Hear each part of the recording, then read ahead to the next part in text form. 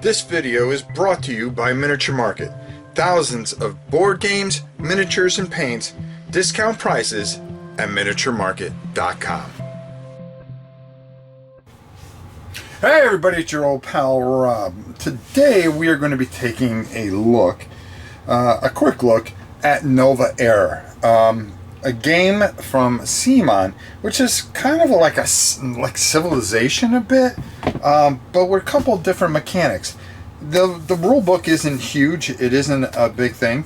It has no solo play, so it was really kind of hard for me to really get a good feel for this. But I wanted to show this to you, let you see, basically have you check it out and see what you think. And let's go down on the table and check it out. So I'm not going to explain everything for you, but this is basically kind of like a two-player setup, except there would be more cards. Okay, you would have more cards down here, but I wanted to keep this area kind of clean so you guys can see everything that goes on. You're going to have two starting cards in your hand that you're not going to show anybody. What you're going to do is draw from this bag here, and I've already done it. You're going to grab the dice and roll them and put them onto a display. Then the next player will go and fill that. This is set up for a two-player game. And then you have the last one, which the first player will grab the 3 dice and roll them and put them in the place, their place. What's going to happen in this game is you're going to be trying to develop your technologies and earn resources in order to buy some of these cards that are going to help you, or some of the personalities, and there are 3 different eras that you are going to be playing in. As you can see, this is Era 1, and these are the personalities and for a 2-player game you would lay out 4 people. What you do is you have this board here.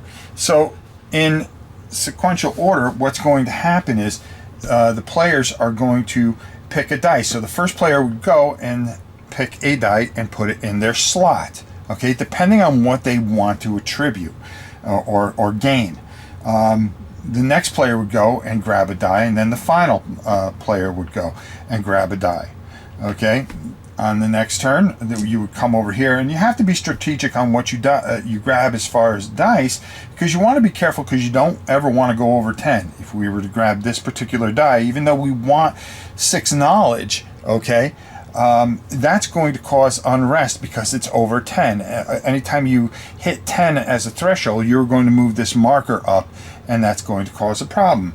Once these dice are clear, then these dice in the last slot are going to affect your disaster track. And as you can see here, we have 8 for invasion. Uh-oh, not good, okay? Some things are not going to happen very well. And then for decline, you are going to have 6 here. The errors, as you can see, you're going to play different errors, and each error has a different stack of cards. These would all go away, and then we would pull out the next error cards. Okay, so we would come to the end here, and then we would grab our cards and then get ready for error 2 and then error 3. After you play 3 errors, whoever has the most victory points is going to win. Now, going back to this, you are going to be trying to purchase different cards and play different cards from your hand, because when you get these dice here, you're going to be able to spend them. So what are you going to spend them on? Okay, as I said, you're going to advance the disaster track. Then you're going to check for any dark ages. That's going to be a problem, and it's going to do certain things, and it's going to attribute different results.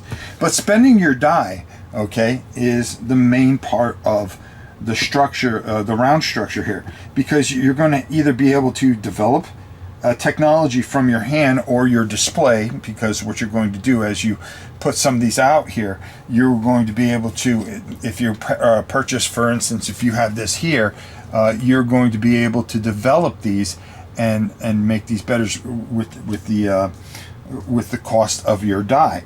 You can gain resources based on the die value. So for instance here, if I wanted to cash this blue die in for 6 knowledge, well, I would just come over here and I would get myself 6 knowledge, which is easy. 5 and 1 is 6, and I'll be able to spend that later to purchase a certain card to put in that slot so I can advance my particular situation here.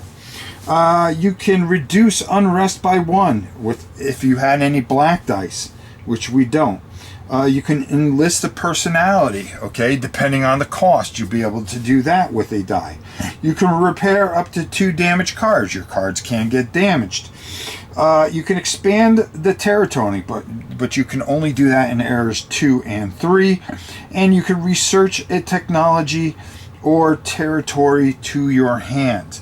And that means that you can purchase one of these cards and bring it to your hand and then pay for it and then bring it out with a additional die in a following round.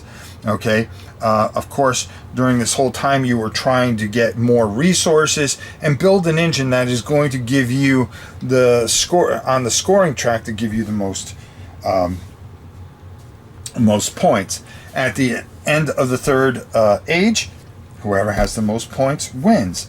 So there's a lot of strategy here and things and dice rolling and being able to pick the right dice, grab the right cards from the right ages, the right personalities that are going to help you develop your civilization to be the greatest civilization of all.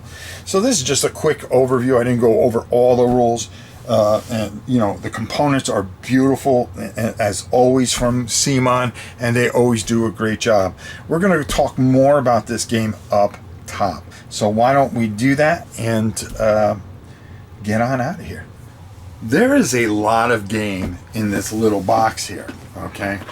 This is just one of those games that's really, really great.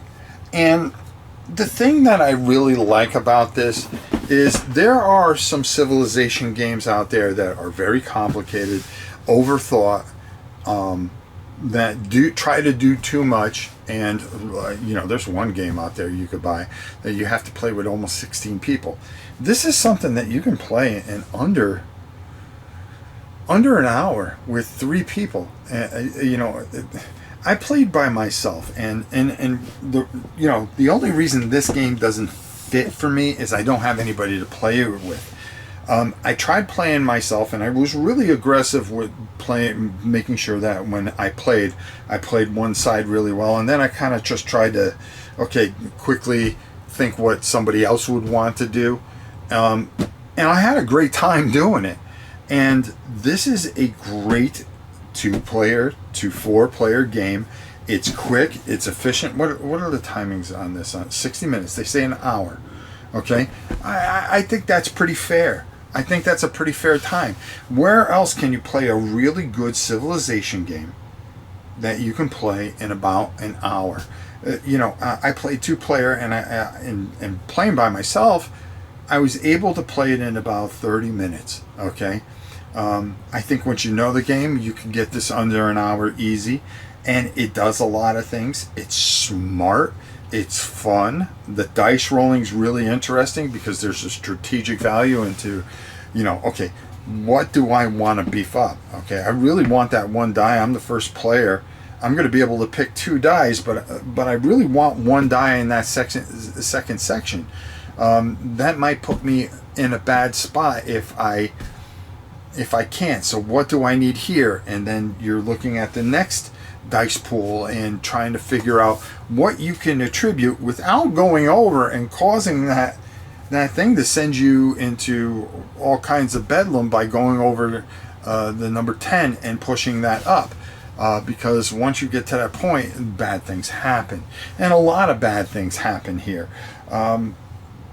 Again, well played, beautiful art, great production value, does everything right. And Nova Aera is a game I really, really think that a lot of you would really, really enjoy. Especially coming from CMON, where you would think, oh, it's more miniatures, this, that, and the other. No, they have made something very special here, and this is a fantastic, fantastic game. Nova Aera, you're going to want to check this out when it goes retail. You will not be disappointed. A lot of fun, beautiful art. Just make sure you've got extra, another player to play with, and I think you have a very special game here. So until next time, it's your old pal Rob. We'll see you soon, everybody.